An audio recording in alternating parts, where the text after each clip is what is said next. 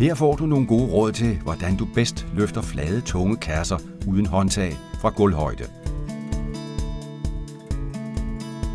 En flyttemand skal afhente en flad, tung kasse uden håndtag, der ligger på gulvet mellem andet flyttegods.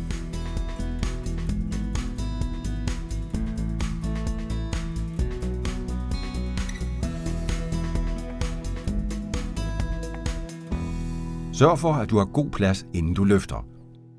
Gå lidt ned i knæ ved at bøje i knæ og hofteled. Ret ryggen og træk kassen fri af det øvrige flyttegods og tæt ind midt for kroppen. Få vægten tættere på kroppen ved at vippe kassen op på siden. Vip kassen op på skrå, så den støtter på et hjørne. Grib om kanterne, der nu er fri.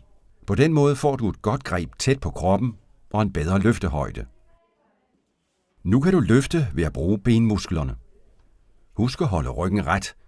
Sørg for at balancere kassen, så hænderne er i samme højde. Hold næse og skonæser i samme retning, så undgår du vrid i ryggen.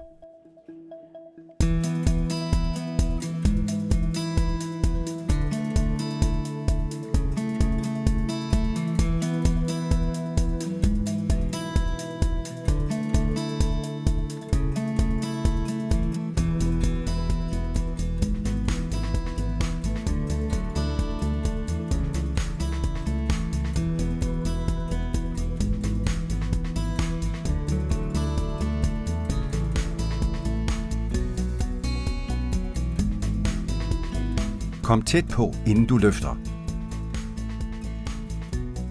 Vip kassen op på skrå og få et højere greb.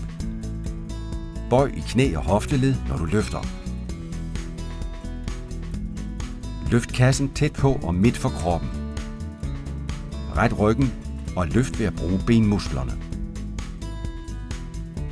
Husk næse og skonæser i samme retning, så undgår du vrid i ryggen.